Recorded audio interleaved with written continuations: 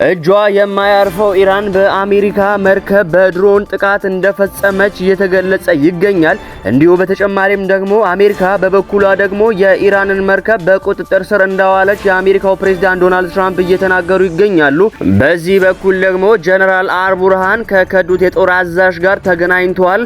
ኢራን ለሁለተኛው ዙር ድርድር ለመሳተፍ ውሳኔ ያለማሳለፏን ገልጻለች። ነገር ግን የአሜሪካዎቹ ተወካዮች ድርድር በሚካሄድበት በፓኪስታን ኢስላማባድ እንደገቡ ተገልጿል። ዓለም ላይ በየዕለቱ የማይሰሙ ጉዶች የሉም።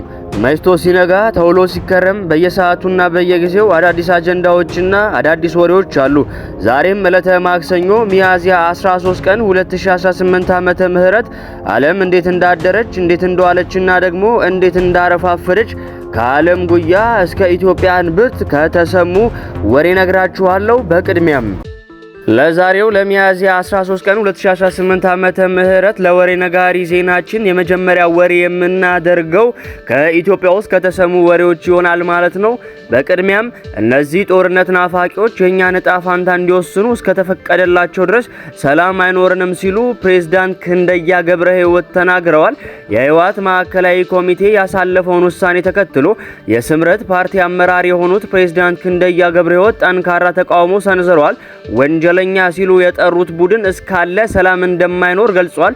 ፕሬዝዳንት ክንደያ በትግራይ የሚገኘው ወንጀለኛ ቡድን ከጦርነቱ በፊት የነበረውን የ2020 ወይም ደግሞ የ2012 ዓመተ ምህረት የክልል ምክር ቤት ለመመለስ ክልላዊ አስተዳደሩን ለማፍረስና ከጎረቤት ሀገራት ጋር ያለውን ህገወጥ ግንኙነት ለማጠናከር መግለጫ አውጥቷል ብለዋል። እነዚህ እርምጃዎች በፕሪቶሪያው የተፈረመውን የሰላም ስምምነት ውድቅ የሚያደርጉና በአካባቢው ያለውን ደካማ ሰላም በቀጥታ ለአደጋ የሚያጋልጡ እንደመሆኑም አመላክቷል። እንዲህ ያለውን እንቅስቃሴ ሰላም ወዳድ በሆኑ ወገኖች ሁሉ ሊወገዝ ይገባል ያሉት ፕሬዝዳንት ክንደያ ይህ ወንጀለኛ ቡድን ተጠያቂ ሊደረግ ይገባዋል ብለዋል። እነዚህ ጦርነት ናፋቂዎች የኛን ዕጣ ፋንታ እንዲወስኑ እስከተፈቀደላቸው ድረስ ሰላም አይኖርንም ሲሉም አስጠንቅቀዋል።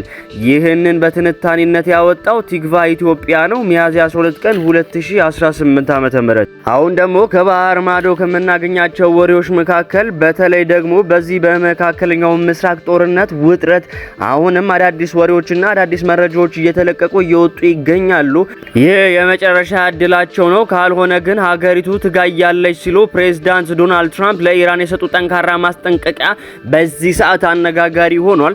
የአሜሪካው ፕሬዝዳንት ዶናልድ ትራምፕ በኢራን ላይ ያላቸውን የአቋም ግትርነት ወደ ላቀ ደረጃ በማሳደግ በፓኪስታን የሚካሄደው የሰላም ድርድር ለቴህራን የመጨረሻ እድል መሆኑን ገልጸዋል።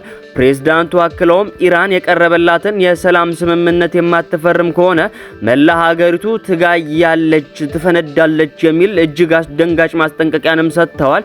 ትራምፕ በማህበራዊ ገጻቸው ባስተላለፉት መልእክት አሜሪካ በጣም ፍትሃዊና ምክንያታዊ የሆነ ስምምነት ማቅረቧን ገልጸው ኢራን ይህንን የማትቀበል ከሆነ ግን የአሜሪካ ጦር በኢራን የሚገኙ እያንዳንዱን የኤሌክትሪክ ኃይል ማመንጫዎችና ድልድዮች ላይ ጥቃት በመሰንዘር እንደሚያወድሙም ዝተዋል። ከእንግዲህ ደግ መሆን አብቅቷል፣ ኖ ሞር ሚስተር ናይስ ጋይ ያሉት ፕሬዝዳንቱ ኢራን የቀረበላትን አማራጭ እንድትቀበልም አሳስቧል።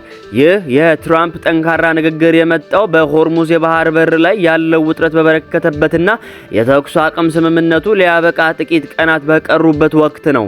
የአሜሪካ ልዑካን ቡድን ለሰላም ንግግሩ ወደ ኢስላማባድ እንደሚያቀና ቢታወቅም የኢራን መንግስት ሚዲያዎች ግን ሀገሪቱ በአሜሪካ የምትጣለውን የባህር ላይ ገዳ በመቃወም ንግግሩን ውድቅ ማድረጓን እየዘገቡ ይገኛሉ።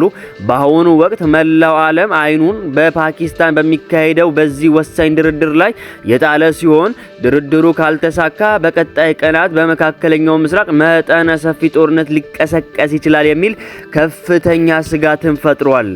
ጀነራል አልቡርሃን ደግሞ ሰሞኑን ከሱዳን ፈጥኖ ደራሽ ሰራዊት የከዱትን ከፍተኛ የጦር አዛዥ በሰሜናዊ ግዛታቸው ተቀብለው ማነጋገራቸው እየተዘገበ ይገኛል። የሱዳን ሉዓላዊ ምክር ቤት ፕሬዝዳንት አብደል ፈታህ አልቡርሃን ከሱዳን ፈጥኖ ደራሽ ሰራዊት ሰሞኑን በመክዳት የወጡትን ከፍተኛ የጦር አዛዥ እሁድ ሚያዝያ 11 ቀን 2018 ዓ.ም በሀገራዊቱ ሰሜናዊ ግዛት ተቀብለው አነጋግረዋል። ተንታኞች ድርጊቱን በቅርብ ወራት ውስጥ በሱዳን ፈጥኖ ደራሽ ሰራዊት ውስጥ ከተከሰቱት ከፍተኛ መከፋፈሎች አንዱ እንደሆነም ገልጸዋል። አልቁባ በሚል ቅጽል ስሙ በስፋት የሚታወቀው ሜጀር ጀነራል ኑር አህመድ አዳም ከሰሜን ዳርፉር ኩቱም አካባቢ በመሸሽ ዶንጎላ ከተማ ገብቷል። የጀነራሉ የሱዳን ፈጥኖ ደራሽ ትግል አጋርነትን በመቀየር ወደ ጀነራል አልቡርሃን ጦር መቀላቀል በሚያዝያ ወር 2015 ዓ.ም በሱዳን ከፈነዳው የእርስ በርስ ጦርነት ወዲህ በቡድኑ ውስጥ የታየ ጉልህ ለውጥ ተደርጎ ተወስዷል። አልጀዚራና አልአረቢያ እንደዘገቡት አልቡርሃን ከከፍተኛ የጦር መኮንኖች ጋር በመሆን ለአልቁባና አብረውት ለነበሩት ኃይሎች ደማቅ አቀባበል አድርገውላቸዋል። የግል መኪናቸውንም በስጦታ መበርከታቸው ተገልጿል። ጀነራል አልቁባ የሱዳን ፈጥኖ ደራሽ ሰራዊት መስራች አባል እንደሆነ የሚታወቅ ሲሆን እንደ አልፋሽር ባሉ ትላልቅ ውጊያዎች ላይ ከቡድኑ መሪ መሐመድ ሐምዳ ዳጋሎ ወይም ደግሞ ሄሜቲ ዘመድ ከሆኑት ጌዶ ኢቢን ሹክና አሊ ያዕቆብ ጋር በመሆን ቁልፍ ሚናም ተጫውተዋል። አሁንም ደግሞ አሳሳቢነቱ የቀጠለው የመካከለኛው ምስራቅ ጦርነት ኢራን በአሜሪካ መርከቦች ላይ በድሮን ጥቃት እንደፈጸመች እየተገለጸ ይገኛል። ይህንን መረጃ በዋቢነት ያወጣው ሮይተርስ ነው። አሜሪካን የኢራንን ጭነት የሚያጓጉዙ መርከብን በቁጥጥር ስር መዋሏን ተከትሎ ቴህራን በኦማን ባህረ ሰላጤ ላይ የሚገኙ የአሜሪካ ጦር መርከቦች ላይ የድሮን ጥቃቶችን መፈጸሟን ከኢስላማዊ አብዮታዊ ዘብ ጋር ግንኙነት ያለው ታስኒም የዜና ወኪል ዘግቧል። አሜሪካ ትላንት የኢራን ባንዲራ አንግቦ እየተጓዘ የነበረው የጭነት መርከብን ጠልፋ በቁጥጥር ስር መዋሏን ካስታወቀች በኋላ ኢራን አጸፋውን እንደምትመልስም ዝታ ነበር። አሁን በአሜሪካ ጦር መርከብ ላይ ተፈጽሟል በተባለው ጥቃት የደረሰ ጉዳት ስለመሆኑ እስካሁን መረጃ አልወጣም። የኢራን ጦር ኃይሎችን የሚያስተባብረው የተልእኮ ማዘዣ ጣቢያ የሆነው ሃታም አልአናቢያ የአሜሪካ ባህር ኃይል በወሰደው እርምጃ የተኩስ አቁም ስምምነቱ መጣሱንና የአሜሪካ ጦር ላይ ያጸፋ እርምጃ እንደሚወስዱም አያይዘው ገልጸዋል። ለዛሬ ከያዝናቸው ወሬዎች መካከል የመጨረሻ የምናደርገው ኢራን በሁለተኛው ዙር ድርድር ለመሳተፍ ውሳኔ አለማስተላለፏን እየተገለጸ ይገኛል። በአሜሪካ ምክትል ፕሬዝዳንት ጄዲ ቫንስ የሚመራው የአሜሪካው ተደራዳሪ ቡድን ለሁለተኛ ዙር ንግግር ወደ ፓኪስታን ቢጓዝም ኢራን እስካሁን ድረስ በድርድሩ ለመሳተፍ ውሳኔ እንዳላስተላለፈች የሀገሪቱ የውጭ ጉዳይ ሚኒስተር ቃል አቀባይ ተናግረዋል። ቃል አቀባዩ ኢስማኤል ባጋኢ እስካሁን ድረስ ለቀጣይ ዙር ድርድር ምንም እቅድ የለንም፣ ይህንን በተመለከተም የተላለፈ ውሳኔ የለም ማለታቸውን ኤኤፍፒ የዜና ወኪል ያወጣው የንግግራቸው ትርጉም ያሳያል። ፕሬዝዳንት ዶናልድ ትራምፕ በጄዲ ቫንስ የሚመራው ተደራዳሪ ልዑክ ሰኞ ምሽት ይካሄዳል ተብሎ ለሚጠበቀው ድርድር ወደ ፓኪስታን መጓዙን አስታውቋል።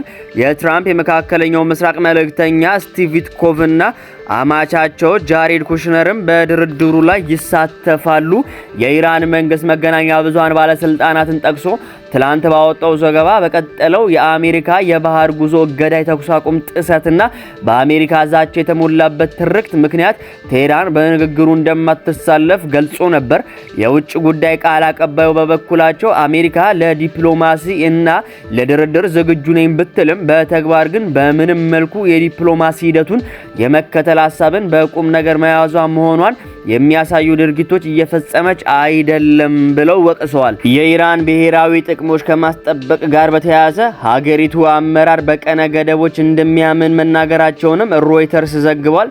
ከአሜሪካ ጋር በሚደረገው ድርድር የኢራንን የኒኩለር ክምችት ከሀገሪቱ ማስወጣት አማራጭ ሆኖ እንደማያውቅም አስረድቷል። አሜሪካና ኢራን ባደረጉትና ያለ ውጤት በተበተነው የመጀመሪያው ዙር ንግግር ካላግባቧቸው ጉዳዮች አንዱ የቴህራን የኒኩለር ፕሮግራም ነበር። ውድ አድማጮች ዓለም እንግዲህ እንደዚህ አድራለች፣ ዓለም እንግዲህ እንደዚህ አረፋፍዳለች። እንዲህ አይነት ትኩስ ወሬዎችንና አዳዲስ መረጃዎችን ማግኘት የምትፈልጉ ከሆነ ይህ የወሬ ነጋሪ የተሰኘው ዩቲዩብ ቻናላችን ምርጡ አማራጭ ነው። እናም ለወዳጅ ዘመዶቻችሁ ላይክ እና ሼር እያደረጋችሁ ትኩስ ወሬዎችን አጋሯቸው። እናንተም እንደነዚህ አይነት አዳዲስ ዓለም አቀፋዊ እንዲሁም ደግሞ ሀገራዊ ወቅታዊ መረጃዎችን ማግኘት የምትፈልጉ ከሆነ ሰብስክራይብ እያደረጋችሁ ትኩስ መረጃዎች እንዲደርሷችሁ ማድረግ ትችላላችሁ። ጤና ይስጥልኝ። በሰላም ዋሉ።